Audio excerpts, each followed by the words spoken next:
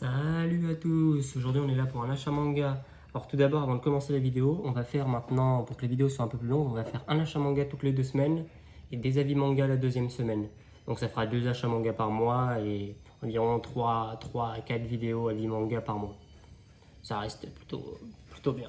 Donc on va commencer tout de suite avec un gros achat manga. Là il y aura 2 semaines, celui de cette semaine et celui de la semaine prochaine. Comme ça on commence directement. Alors on attaque chez Nazca avec Soul Land le tome 6. Alors on est sur un prix de 8,95 €. Je l'ai lu, c'est moi qui l'ai fait, tout ce qui est Nazca en général c'est moi qui l'ai fait.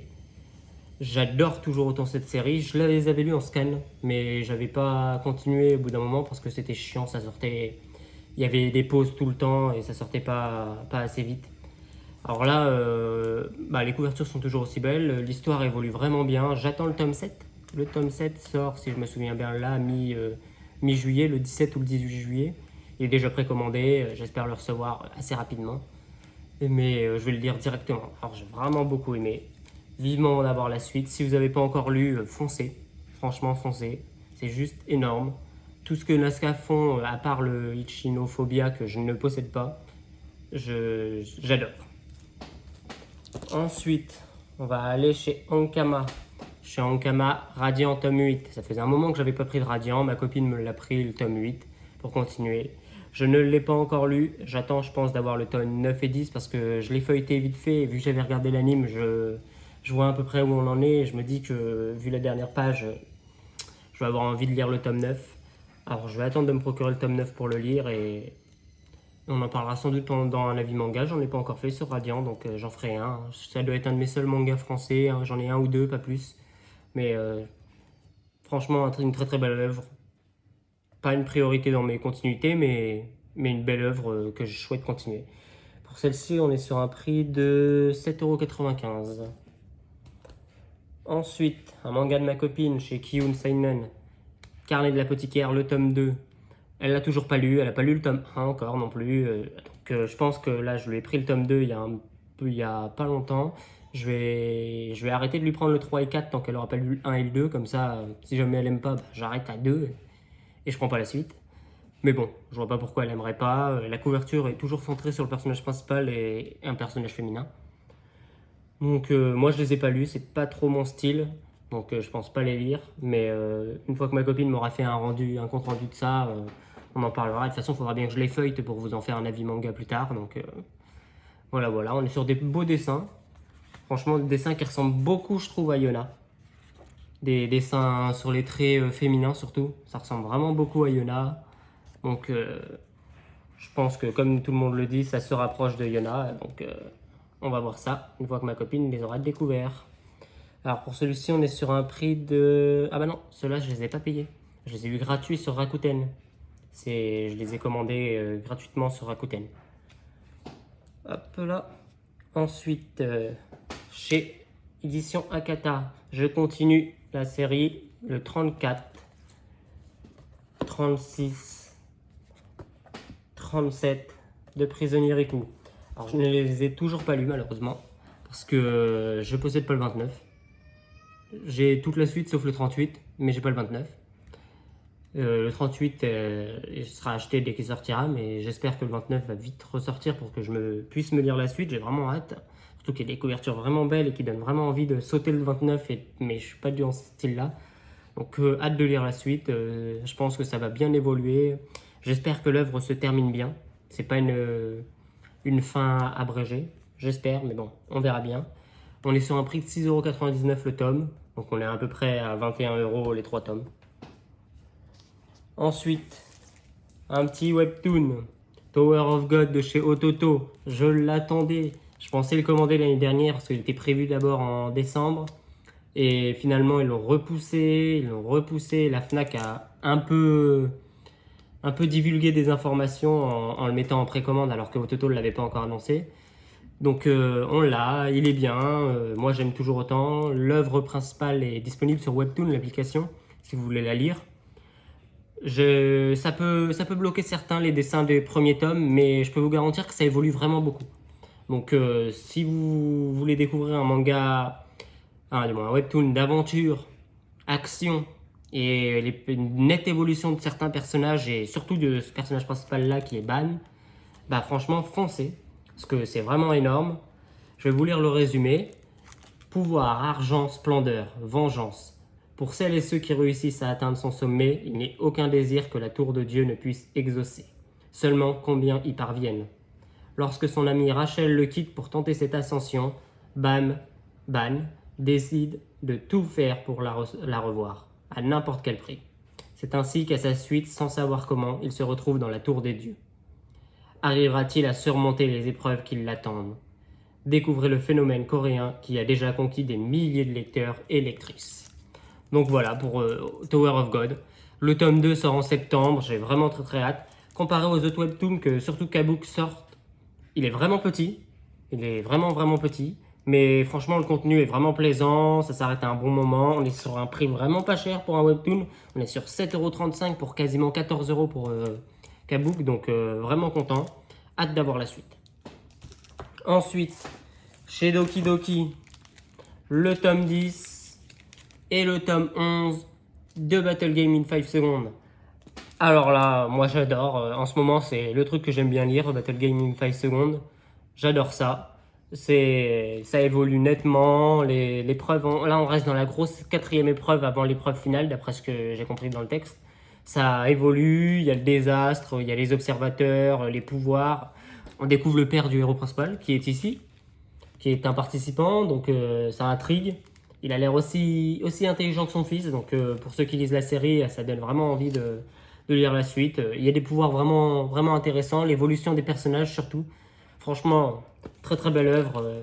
Si vous ne la lisez pas, vous pouvez foncer aussi. C'est dans le même style que Darwin Game, mais un peu en... Darwin Game, on est un peu plus basé dans des épreuves dans la vraie vie. Du moins dans des jeux dans la vraie vie, que Battle Game in 5 Seconds, on dirait des jeux dans d'autres villes ou autres, mis à part la 4e épreuve. Mais voilà, foncez, j'ai beaucoup aimé. Pour cela, on est sur un prix de... Ah bah non, ceux-là, je les ai pas payés non plus, pareil que les Yona. Je les ai eu gratuits sur Rakuten, avec les points.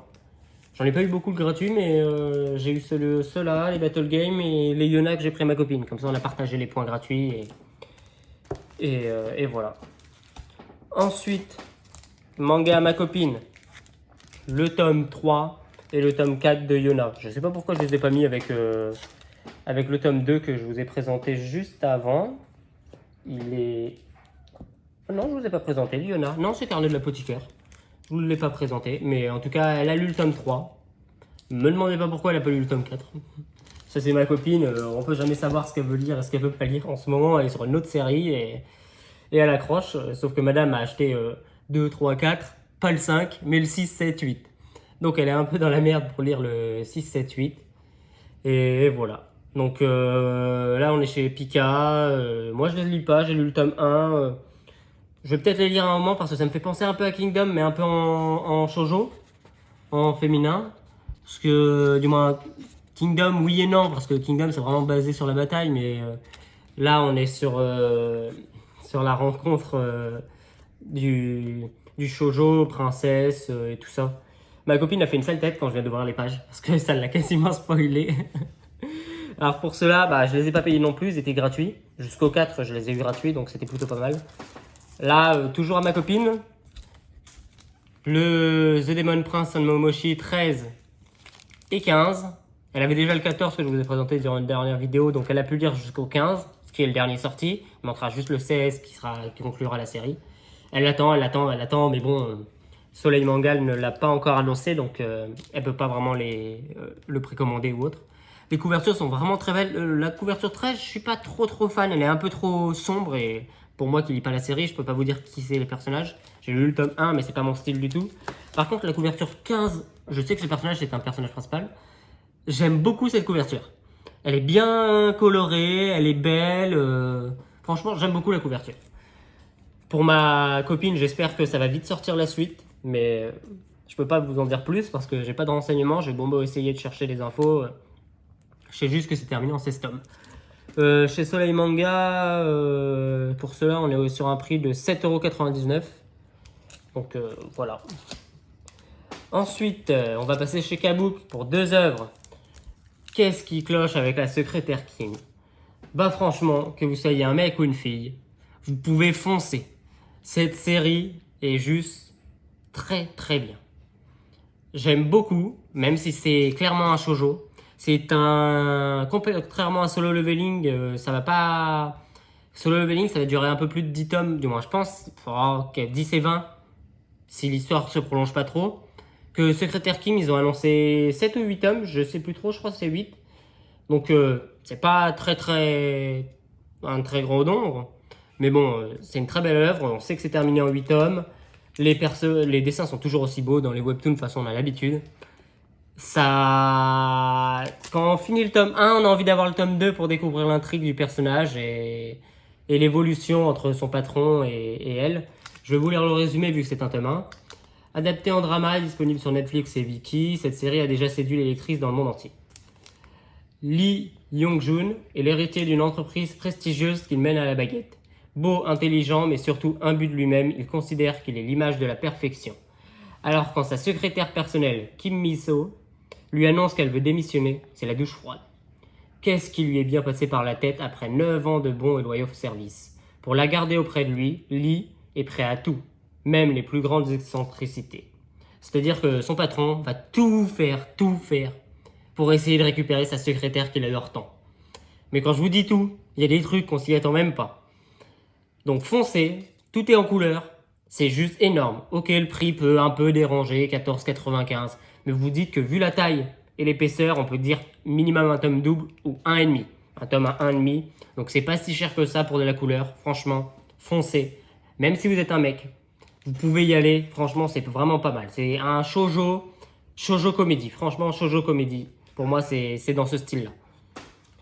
Ensuite, toujours chez Kabook, on continue toujours l'excellent Solo Leveling avec sa couverture juste magnifique. Alors là, moi je l'ai lu, ma copine l'a pas lu. Je l'ai emballé parce que ma copine l'a pas lu, elle a pas lu le tome 1. Tant qu'elle aura pas lu le tome 1, il vaut mieux que je le protège. Je préfère protéger mes livres en général. D'ailleurs, pour la personne qui m'a posé la question en commentaire pour où j'achetais mes pochettes, je les achète sur Figurine Discount. Et pour les pochettes de manga taille standard, on pourra précommander qu'en janvier 2022. Donc un sacré délai. Mais pour Solo Leveling et au-dessus, vous pouvez déjà les commander sur Figurine Discount. Vous tapez une pochette de manga et vous pouvez tous les trouver, c'est vraiment pas cher.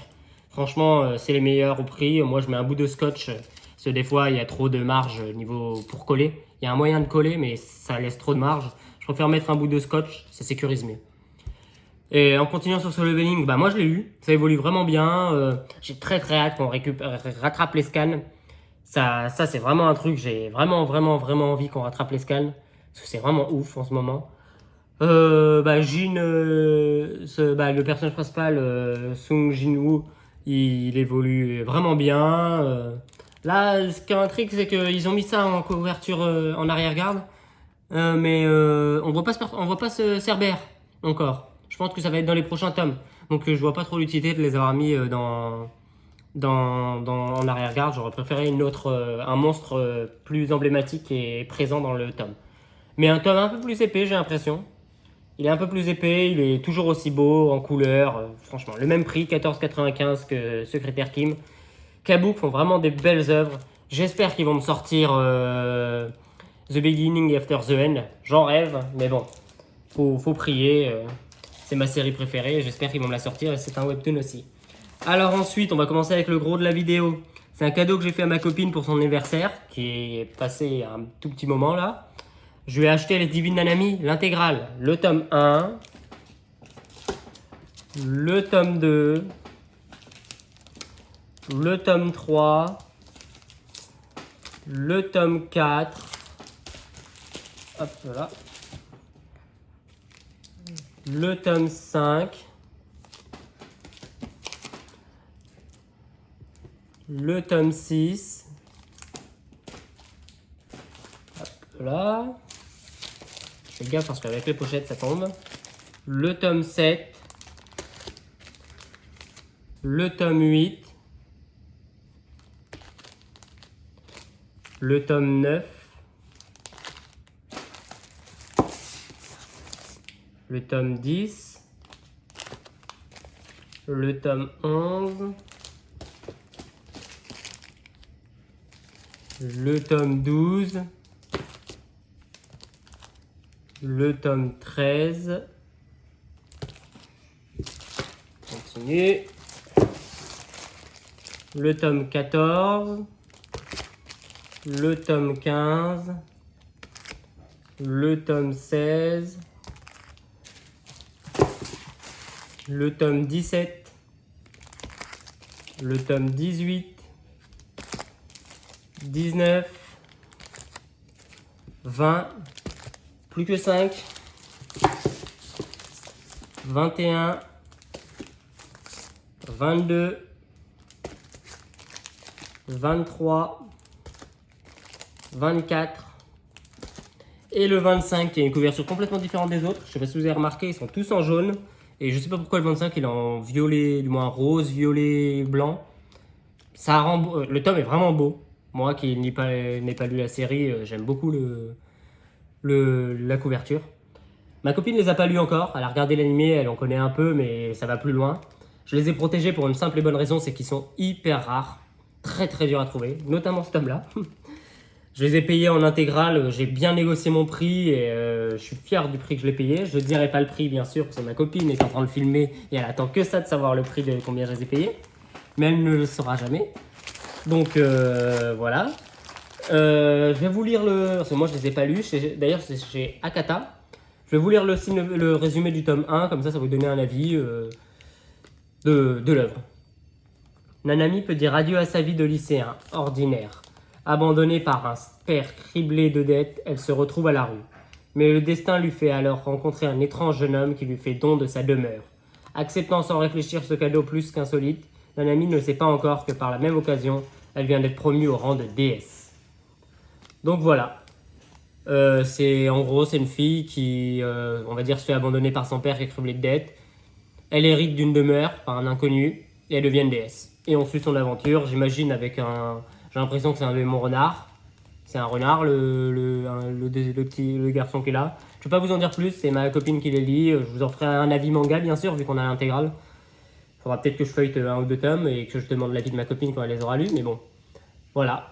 Pour le prix, essayez de deviner, si jamais vous voulez jouer à ça en commentaire.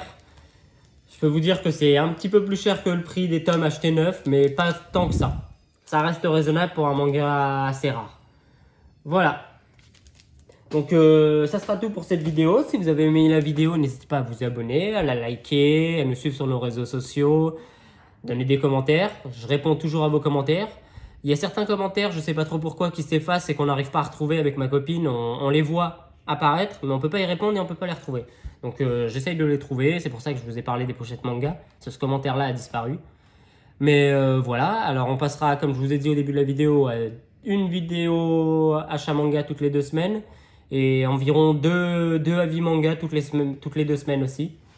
Donc comme ça changera un peu, ça me laissera le permettre d'acheter plus de mangas en 2 semaines. Parce que j'ai un quota de 7 mangas, environ 7 mangas différents par semaine, donc ça fait 14 toutes les 2 semaines.